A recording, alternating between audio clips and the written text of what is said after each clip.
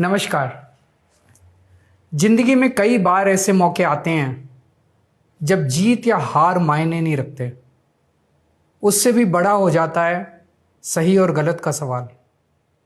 क्या सही है और क्या गलत है? ऐसे समय में हमें ये तय करना होता है कि हम मुश्किल रास्ता चुनेंगे या आसान रास्ता। आज मैं भी एक ऐसे मोड़ पे खड़ा हूं। आप सब जानते हैं कि मुझे एक झूठे केस में फंसाया गया, मुझे जेल भेज दिया गया, एक चुनी हुई सरकार को गलत तरीके से गिरा दिया गया, हमें कई महीने जेल में रखा, पर आखिरकार सच की जीत हुई। 27 फरवरी को अदालत ने मुझे पूरी तरह निर्दोष घोषित कर दिया। कोर्ट ने कहा केजरीवाल निर्दोष है, केजरीवाल ने कोई भ्रष्टाचार नहीं किया। कोर्ट ने सीबीआई की जांच पे ही सवाल खड़े कर दिए और जांच अधिकारी के खिलाफ एक्शन लेने के आदेश दे दिए। लेकिन सच का रास्ता आसान नहीं होता। सीबीआई ने तुरंत इस फैसले को हाई कोर्ट में चुनौती दी और ये केस जस्टिस स्वर्णकांता शर्मा जी के सामने लगा। तब मेरे मन में एक बहुत बड़ा सवाल उठा, क्या इनके सामने मुझे न्याय मिलेगा? मेरे मन में यह प्रश्न क्यों आया? इसके कई कारण हैं, पर दो कारण मुख्य हैं। पहला कारण यह कि आरएसएस की जिस विचारधारा वाली सरकार ने झूठे आरोप लगा के मुझे जेल डाला, जज साहिबा ने स्वयं माना है कि उस विचारधारा से जुड़े संगठन अखिल भारतीय अधिवक्ता परिषद के मंचों पे वे कई बार जाती रही हैं। मैं और आम आदमी पार्टी उस विचारधारा के घोर विरोधी हैं। ऐसे में क्या उनके सामने मुझे न्याय मिल सकता है?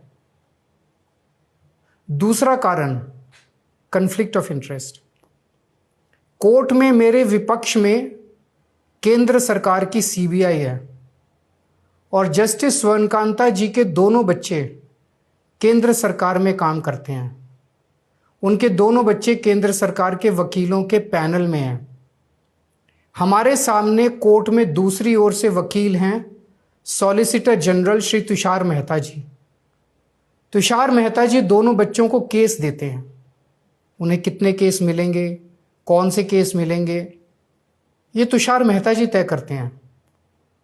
भारत सरकार के पैनल में लगभग 700 के करीब वकील हैं, लेकिन जस्टिस स्वर्णकांता जी के बेटे सबसे ज्यादा केस पाने वाले वकीलों में से एक हैं।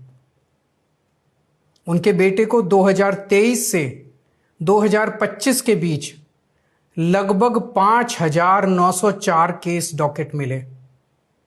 इससे उनके बेटे को करोड़ों रुपए की फीस मिली। आज की तारीख में उन बच्चों का भविष्य और कमाई दोनों काफी हद तक तुषार मेहता जी पर निर्भर है। तो किसी के भी मन में यह चिंता स्वाभाविक है कि अगर जज साहिबा के बच्चों की कमाई और उनका भविष्य सामने खड़ा वकील तय कर रहा है, तो क्या जज साहिबा उस वकील के खिलाफ फैसला कर पाएंगी? मैं ये स्पष्ट करना चाहता हूं कि मुझे जुडिशरी पे पूरा भरोसा है।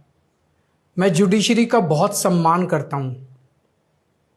जब मेरे खिलाफ गलत साजिश हुई तो हमारे देश की जुडिशरी ने ही मुझे न्याय दिया था। जब मुझे झूठे केस में गिरफ्तार किया गया तो इसी जुडिशरी ने मुझे बेल दी थी। इसी जुडिशरी ने मुझे उसी झूठे केस में दोष मुक्त करार किया है। पिछले 75 वर्षों में जब जब देश पे आंच आई, हमारे देश की जुडिशरी ने देश को बचाया और नागरिकों के हितों की रक्षा की है। मैं जस्टिस स्वर्णकांता जी का भी बहुत सम्मान करता हूं। मुझे उनसे या उनके परिवार से किसी भी प्रकार की कोई व्यक्तिगत आपत्ति नहीं है। लेकिन न्याय का एक बहुत बड़ा सिद्धांत है, justice should not only be done but should also be seen to be done. इसलिए मैंने जस्टिस स्वर्णकांता शर्मा जी से पूरे सम्मान के साथ अनुरोध किया कि वो इस कन्फ्लिक्ट ऑफ इंटरेस्ट जैसे कारणों की वजह से इस केस से खुद को अलग कर लें, लेकिन उन्होंने मेरी दलीलें खारिज कर दी और फैसला दिया कि वो स्वयं ही ये केस सुनेंगी। आज मेरे सामने सबसे आसान रास्ता है कि मैं उनका आदेश मान लूं और एक बड़ा वकील खड़ा करके उनके सामने अपना केस लड़ूं। पर यह मुद्दा अब सिर्फ मेरे केस का नहीं है, बल्कि आम लोगों के न्याय प्रणाली पर भरोसे का है। ऐसी दुविधा के मौके पे बापू ने हमें सत्याग्रह का रास्ता दिखाया। बापू ने कहा था कि जब भी किसी अन्याय का सामना करो तो उसका पहला कदम विरोध नहीं बल्कि बातचीत होना चाहिए।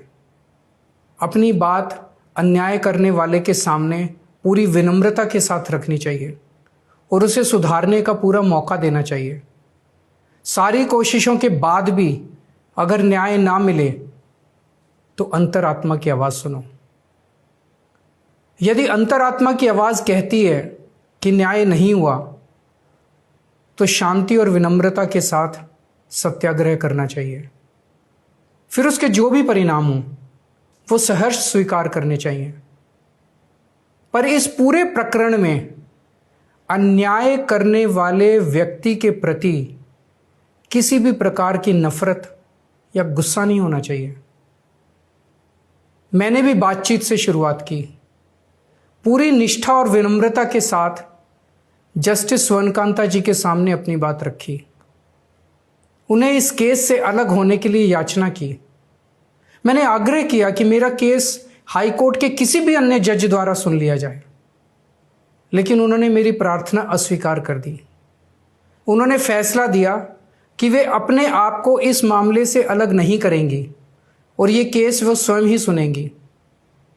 उनके दिए गए इस फैसले से मैं पूरी विनम्रता पूर्वक असहमत हूँ। इस पूरे घटनाक्रम के बाद मेरी आशंका और गहरी हो गई है कि क्या उनके सामने मुझे न्याय मिलेगा।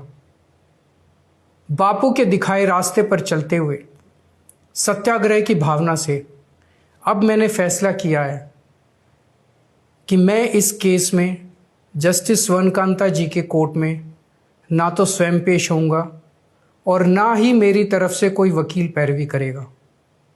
जस्टिस स्वर्णकांता जी जो भी फैसला सुनाएंगे उस पर समय आने पर मेरे जो भी कानूनी अधिकार हैं, जैसे सुप्रीम कोर्ट में चुनौती देना आदि, वो सभी कदम लेने के लिए मैं स्वतंत्र हूँ।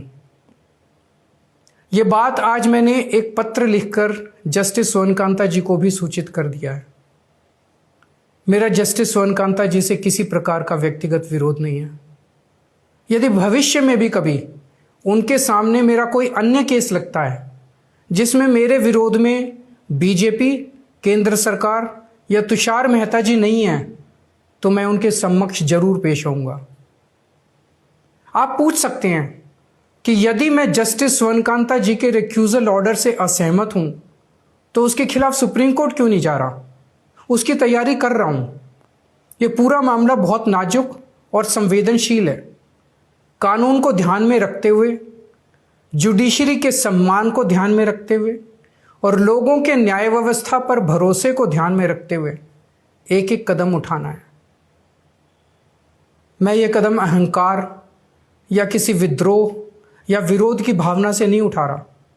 इस कदम के जरिए मेरा मकसद देश की कानून प्रणाली को चुनौती देना भी नहीं है और ना ही मेरा मकसद न्याय व्यवस्था का अपमान करना है। इसी केस में मैंने हर स्टेज पे, हर अदालत में अपना पूरा सहयोग दिया है। मैं न्यायपालिका का बहुत सम्मान करता हूं। इसी न्यायपालिका की वजह से आज मैं आज़ाद घूम रहा हूं।